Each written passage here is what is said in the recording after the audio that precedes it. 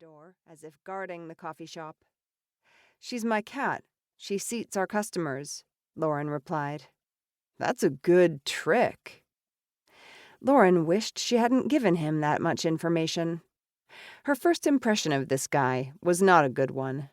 She didn't know whether it was because she was upset over his sudden arrival or scared he was going to steal their customers, but there was just something about him that didn't appeal to her. He wore a gold t-shirt that enhanced his tanned, well-muscled arms, and then she noticed something that made her eyes flare.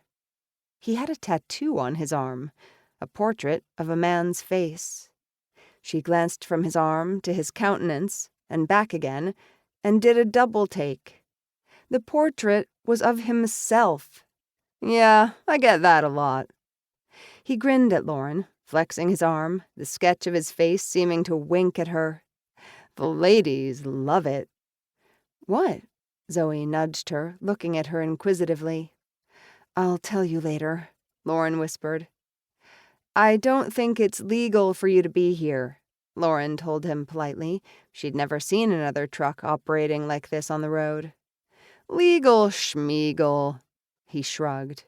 "You're blocking the road."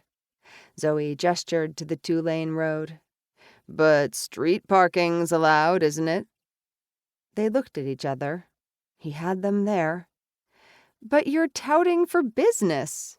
Zoe glared at him. "That's not parking, that's loitering."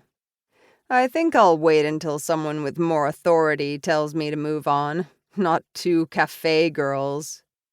He shook his head, as if their assertiveness amused him. Zoe opened her mouth to speak, but Lauren gave her a warning glance. "Let's get back." He disappeared from the serving hatch. The chug, chug of the engine stopped. "I'm not loitering now." He grinned at them in satisfaction. "I'm legally parked." "Ooh!" Zoe looked like she wanted to stamp her foot.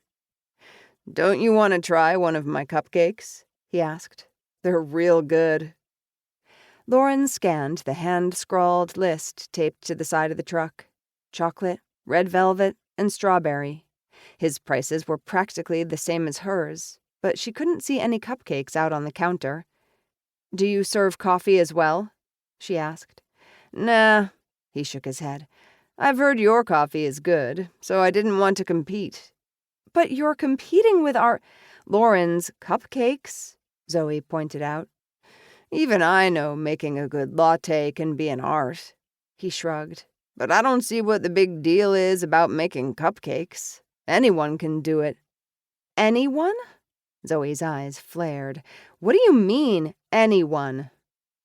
Lauren baked all the cupcakes and made the batter and frosting from scratch every day.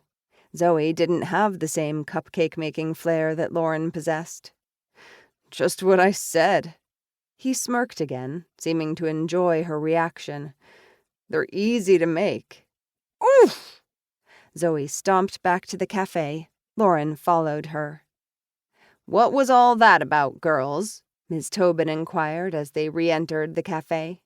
Ms. Tobin used to be their prickliest customer, but after they had warned her she was being scammed online, Ms. Tobin had mellowed a little. Annie jumped up on the chair next to her. "I think we've got a cupcake rival," Lauren said glumly. "And we don't even know his name." Zoe planted her hands on her hips. "Unless it's Mr. Smirky." The cupcake truck remained outside for the rest of the day. So did a lot of their customers. "I can see them," Zoe huffed that afternoon, her nose almost pressed against the window. "They're going up to the truck and buying cupcakes and eating them." "Maybe he's giving them away," Lauren said hopefully. "Free samples." She didn't like to think that her customers were disloyal. On the other hand, they had a right to eat whatever they liked, from whomever they liked, even if she didn't like it. "I just saw money change hands." Zoe made it sound like the worst possible crime. "At this rate, there'll be cupcakes for our dinner tonight." Lauren tried to look on the bright side, but too many cupcakes wouldn't do her curves any good.